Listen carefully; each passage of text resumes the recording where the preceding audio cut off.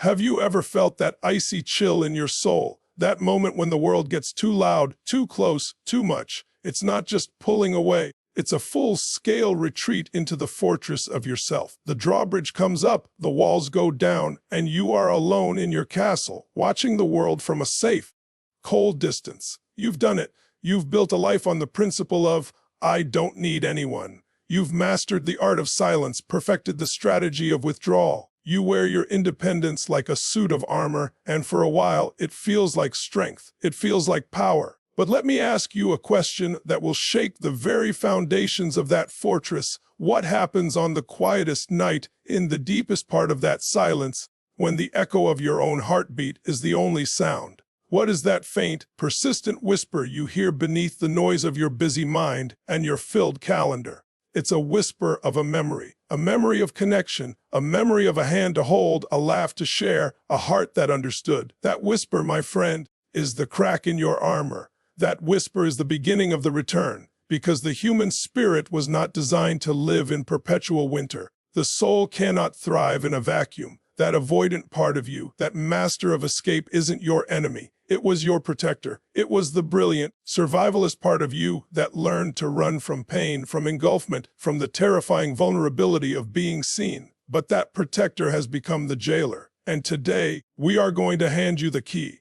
Today, we unlock the 7 forces that pull an avoidant soul back from the brink and into the radiant, powerful, connected life they are destined for. For so long, you have worn your independence like a crown. You've built your kingdom on the principle of self-sufficiency. I don't need anyone wasn't just a statement, it was a mantra, a battle cry, the very foundation of your identity. You look at people who cling, who need, who seem lost without a partner, and you feel a sense of superiority. You are the mountain that cannot be moved. You are the ocean that cannot be contained. But I need you to get radically honest with yourself right now in this moment. I want you to look at that crown you're wearing. Feel its weight. Is it a crown of gold, or is it a crown of thorns? Is that kingdom you've built a palace of freedom, or is it a cold, empty castle with echoing hallways and rooms filled with nothing but the ghosts of what could have been? This is the first, and perhaps the most brutal, motivator for the avoidant to return, the crushing, soul-sucking realization that the independence you have fought so hard to protect has become your prison. It's the moment the fantasy of, I'm better off alone, collides with the devastating reality of, I am so utterly alone. It's not about being physically alone. You can be in a crowd and feel it. It's an existential aloneness, a feeling of being disconnected from the very fabric of human experience. Think about it. You've curated a life where you are the sole actor, director, and critic. Every success is yours alone to celebrate. Every failure is yours alone to bear. And for a while, that feels safe. No one can let you down because you've let no one in. No one can abandon you because you've already abandoned the world. But what is the cost? What is the price of this so-called safety? You've traded the vibrant, messy, unpredictable, and breathtakingly beautiful tapestry of human connection for a sterile, predictable, and monochromatic existence. You've traded the hurricane of love for the calm of the desert, and you are dying of thirst. This weight manifests in 1,000 subtle ways. It's the hollow feeling after a major accomplishment when you turn to share it and there's no one there who truly knows the journey you took to get there. It's the quiet dread of a Sunday evening stretching into infinity with nothing but your own thoughts for company. It's the way you watch couples, not with envy for their drama, but with a aching curiosity for their shared silence, for the simple comfort of a hand on a shoulder, for the unspoken understanding that says, I am here with you.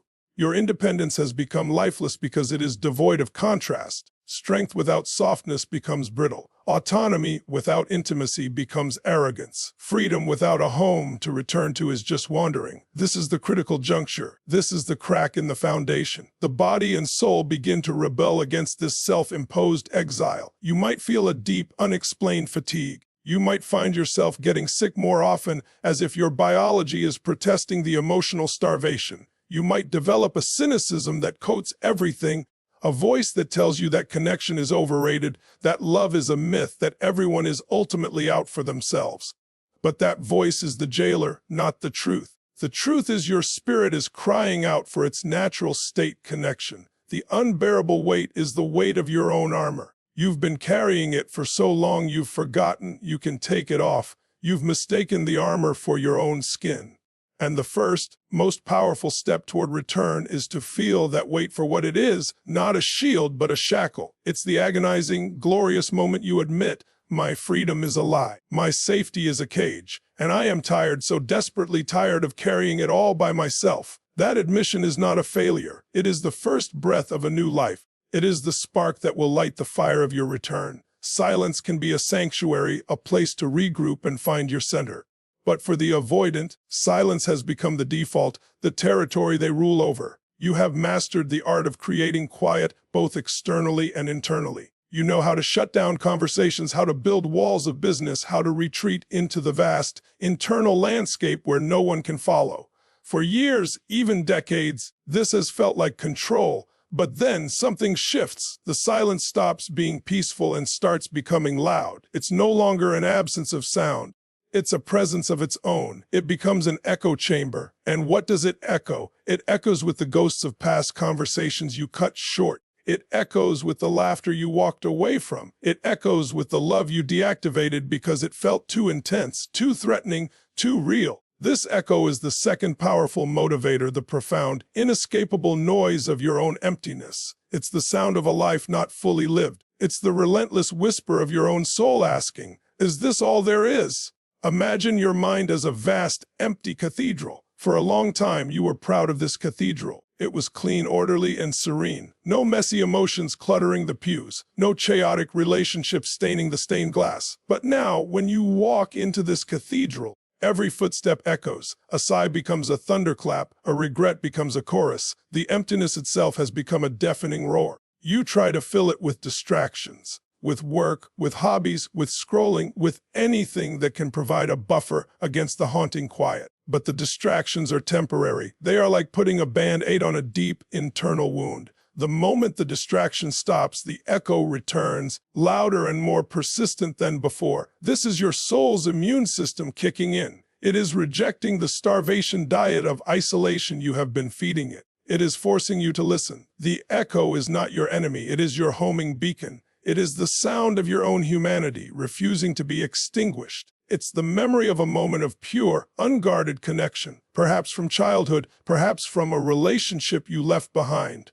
that your psyche holds up as a standard, as proof that something else is possible. It's the feeling you got when someone saw through your armor, not to attack, but to understand, and for a fleeting second, you felt the terrifying and exhilarating sensation of being truly seen. That memory echoes, the feeling of a genuine, heartfelt hug that you actually allowed yourself to receive instead of stiffening and pulling away. That echoes. The time you shared a vulnerable story and were met with compassion, not judgment. That echoes. These echoes are the evidence that connection is not just a fantasy. They are the footprints of love you've encountered on your journey, and they are pointing the way back. The emptiness is not a void to be feared. It is a container to be filled.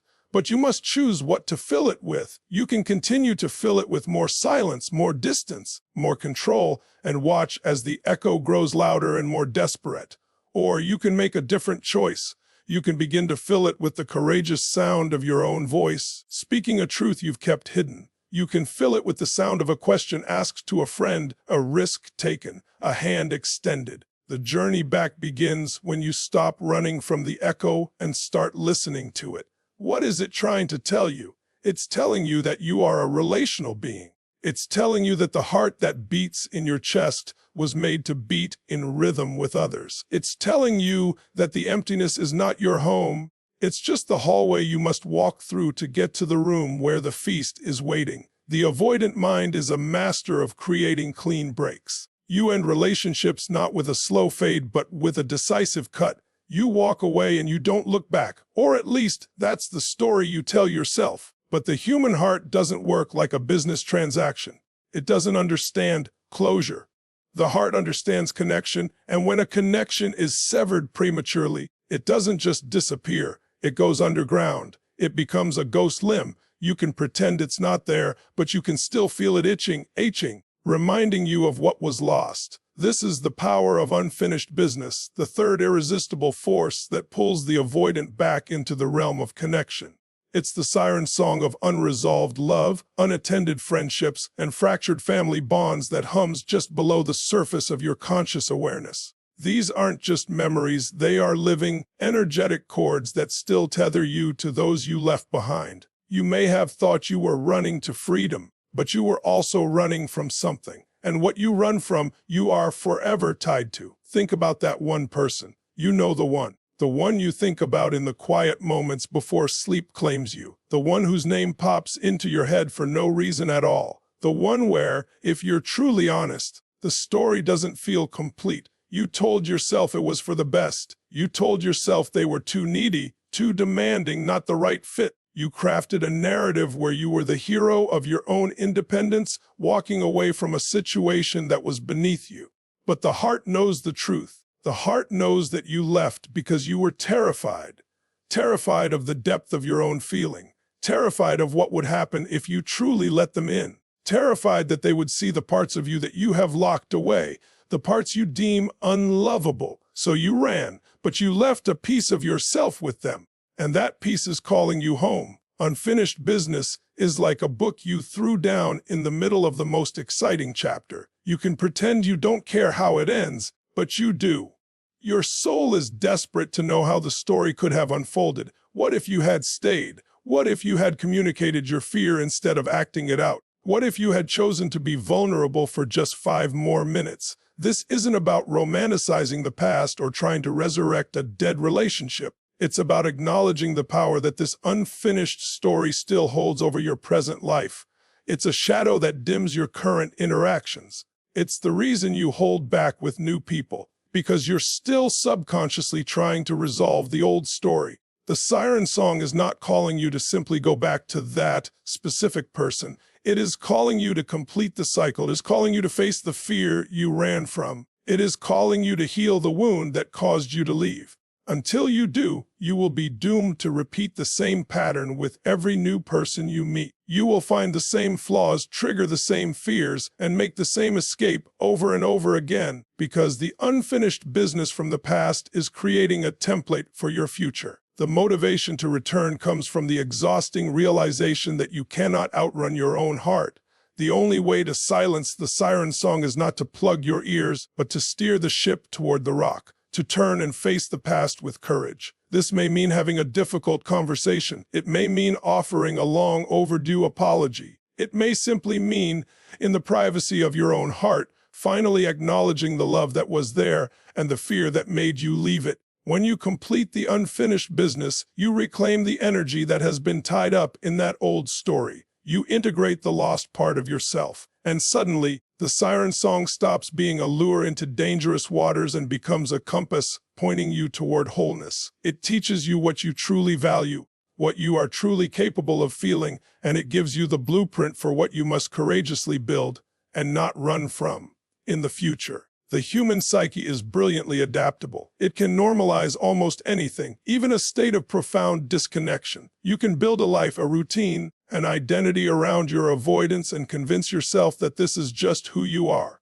I'm a loner. I'm not good at relationships. I just need a lot of space. These become the stories that justify the walls. And these walls feel solid, impenetrable, like granite. You feel safe behind them. But life has a way of sending a tremor that cracks the very foundation you stand on. This is the catalyst of crisis. It is the fourth, and often the most brutal, motivator for the avoidant to return. It is the moment when the strategies that have kept you safe completely and utterly fail you. What does this crisis look like? It's different for everyone, but its purpose is universal: to shatter the illusion of control. It could be a health scare. Lying in a hospital bed, surrounded by the sterile smell of antiseptic and the cold, hard facts of your own mortality, the safety of your isolation suddenly feels like a cruel joke. Who will hold your hand? Who will advocate for you?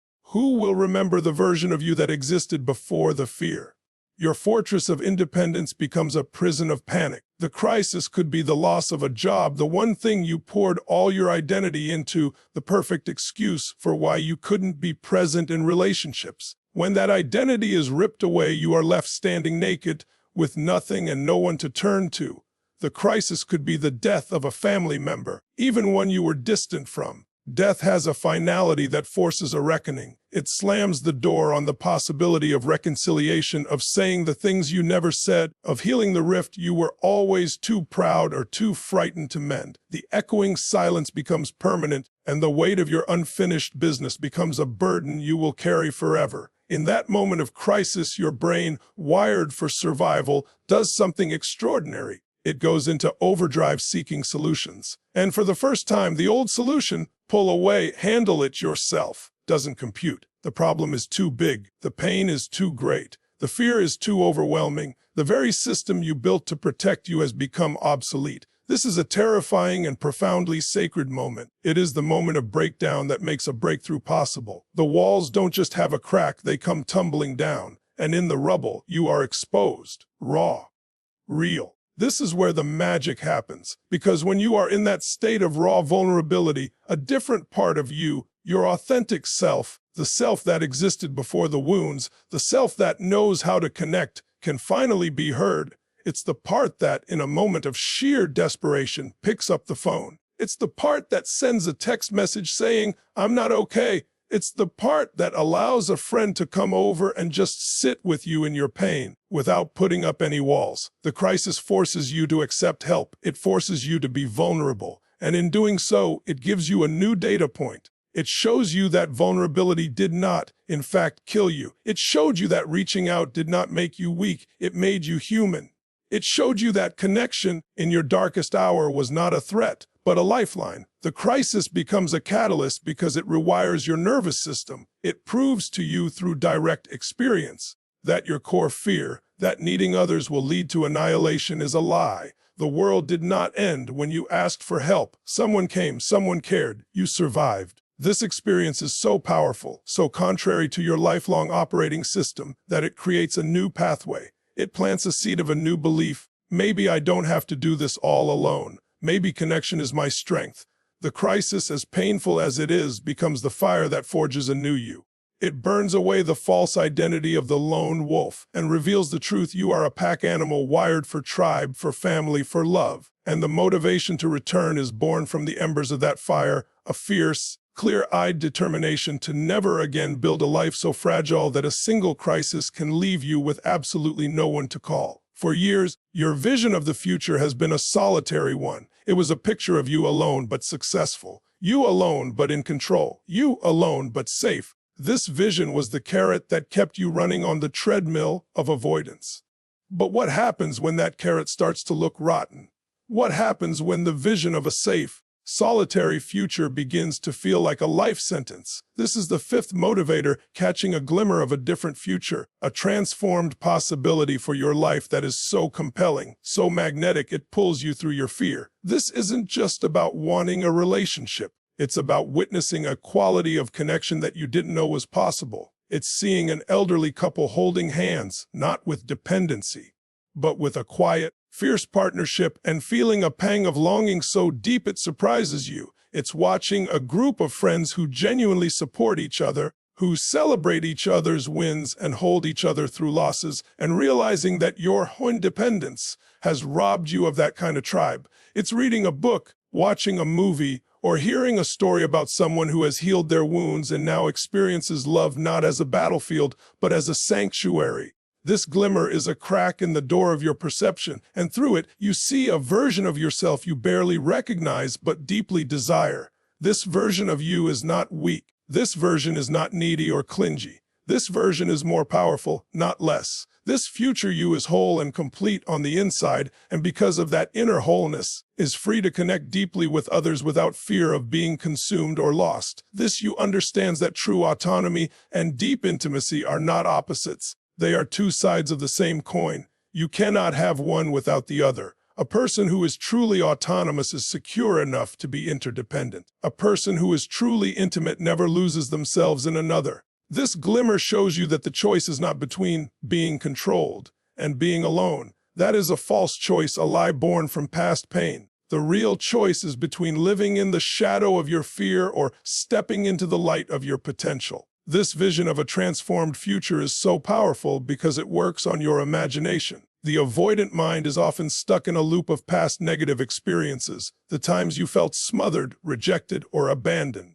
Your brain uses these as evidence to justify your withdrawal. But the glimmer of a new future creates new evidence. It gives your brain a new movie to play. Instead of replaying the horror film of past failures, you start to play a trailer for an epic, beautiful, connected life. You start to fantasize about what it would feel like to come home to someone and actually feel your nervous system relax instead of tense up.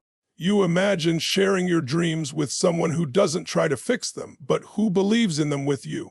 You imagine facing a challenge and having a partner by your side, making the burden feel light. This vision becomes a North Star. When the old fears arise, as they will, you don't just fight them with willpower. You pull out this vision. You feel it. You taste it. You make it more real than the fear.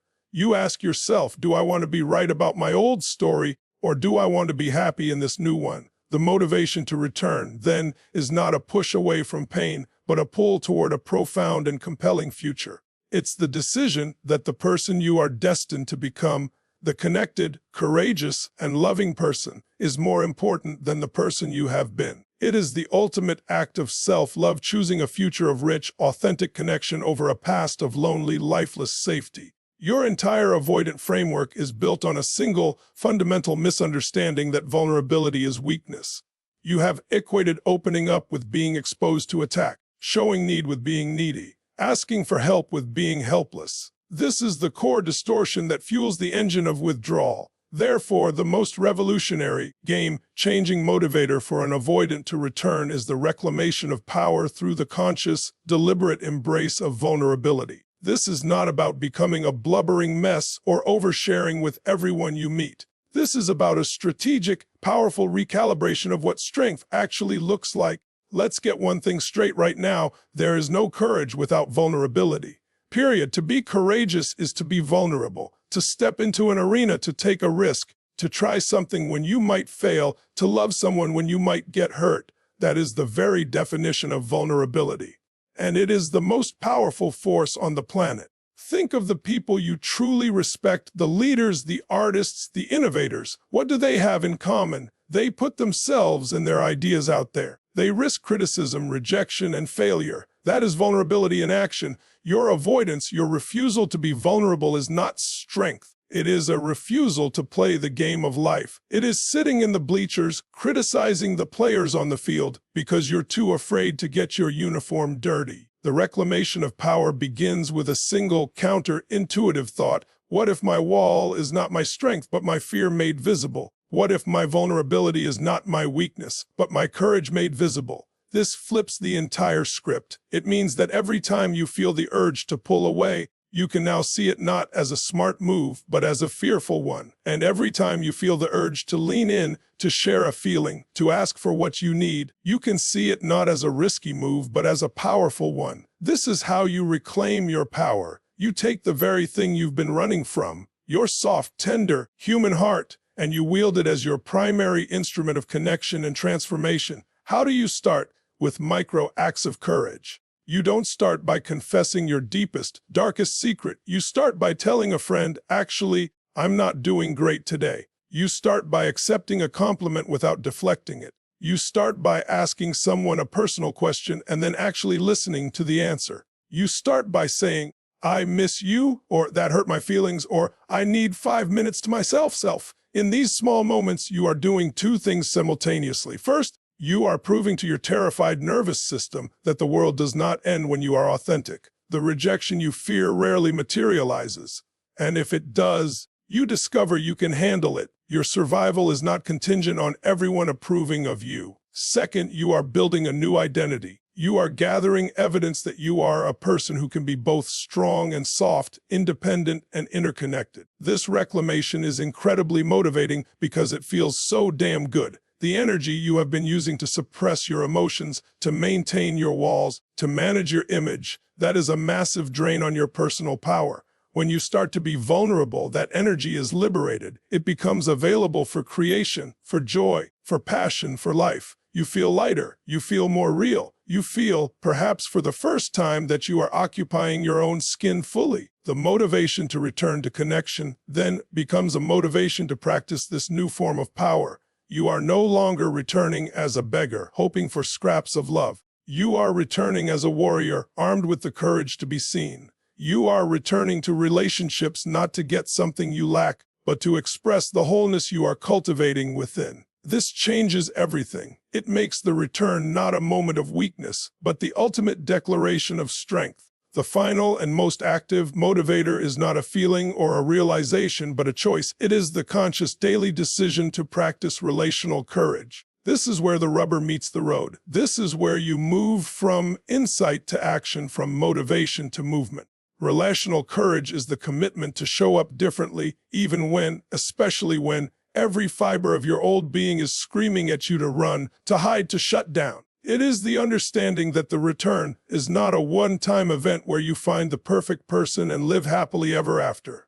The return is a lifelong practice. It is a new way of walking through the world. What does relational courage look like in practice? It looks like staying in a difficult conversation for 3 more minutes when your body is flooding with adrenaline and your mind is screaming, "Abort, Messiah! J-E-O, you know." It's the courage to breathe through that panic, to feel the fear, and to choose to say, "I'm feeling really triggered right now and I need a moment, but I am not leaving this conversation. I will be right back." It looks like initiating contact. It is you sending the "How are you?" text. It is you making the plan. It is you picking up the phone and calling instead of waiting for someone to call you and then feeling resentful when they don't. It is taking the risk of being the one who cares more, even though your old story tells you that is a losing position. Relational courage is about setting boundaries from a place of love, not walls from a place of fear. The avoidant often confuses the two. A wall says, "You cannot come in." A boundary says, "I welcome you in, and here is how you need to behave in my home to be welcome." It takes courage to say, "I love spending time with you, and I need my Tuesday nights to myself to recharge." That is a vulnerable, connected statement. It honors your need for autonomy while affirming the relationship. This is light years away from the old pattern of just disappearing every Tuesday and offering a cold excuse. This courage is also about expressing appreciation and love openly. For the avoidant, expressing positive feelings can be as terrifying as expressing negative ones. It creates exposure. It gives someone power over you. Relational courage is saying, "I really appreciate you. I'm proud of you. I love you," without immediately following it with a joke or a withdrawal to neutralize the intensity. It is allowing the good moment to be good without sabotaging it. The motivation to do this hard work comes from the cumulative effect of the previous 6 points. You are motivated by the unbearable weight of your loneliness. You are guided by the echo of your soul's longing. You are haunted by your unfinished business. You are humbled by the crisis that broke you open. You are pulled by the vision of your future self, and you are empowered by the new understanding that vulnerability is strength. All of this culminates in the dawning of this courage. Every single day, you will be presented with a choice: the old path of avoidance, which is familiar, seductive, and ultimately leads back to the empty castle, or the new path of relational courage, which is unfamiliar, frightening, and leads to a life of rich, authentic connection. The motivation to return is the decision, made over and over again, to choose courage. It is the most important work you will ever do, because you are not just returning to a person or a people. You are returning to yourself. You are returning to the part of you that knows how to love and be loved. And in that return, you don't just heal your own life, you change the entire world for everyone brave enough to love you. So, we have journeyed together through the 7 powerful forces that call an avoidant soul back from the edges of isolation and into the center of a connected life. We started in the cold, echoing halls of your independence, where you were forced to confront the devastating truth that the freedom you prized was a gilded cage,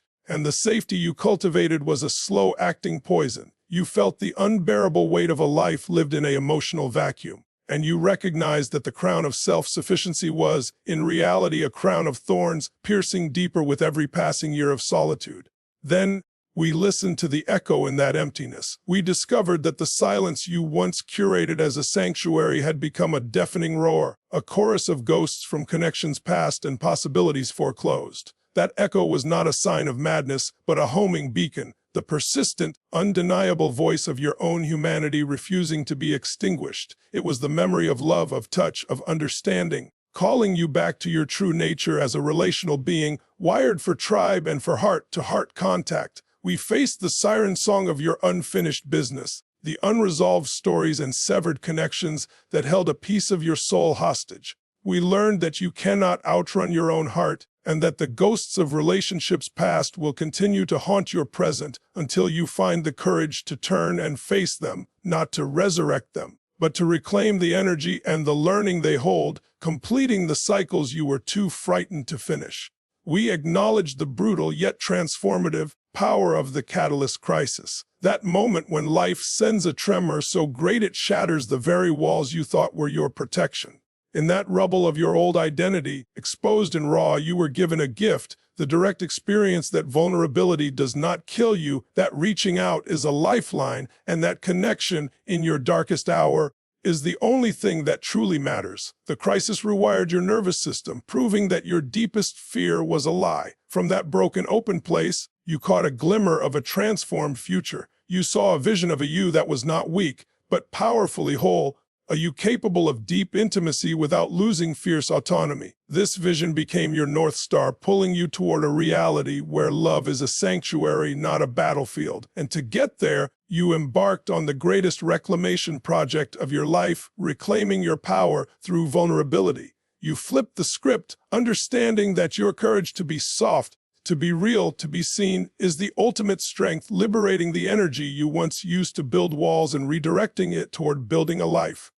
This brings us to the final and ongoing chapter, the dawn of relational courage. The return is not a destination you arrive at, but a path you choose to walk every single day. It is the conscious, brave decision to stay in the conversation, to initiate the contact, to set the loving boundary, to express the appreciation, even when every instinct screams to run. You are motivated by the profound knowing that you are not returning to someone else to complete you. You are returning to yourself. You are returning to your capacity to love, to connect, to be fully alive. The avoidant returns when the pain of staying the same finally becomes greater than the fear of change. You have crossed that threshold. The journey home has begun. Thank you. Thank you for having the courage to listen, to feel, and to confront the parts of yourself that you've kept locked away for so long. This is not easy work, but it is the most important work you will ever do. The fact that you are here right now means that a part of you is already ready to return. Honor that part. Nurture it. Take one small, courageous step today. Go out and build a life so full of love and connection that your former self wouldn't even recognize it. I believe in you. Now go and make it happen. Goodbye.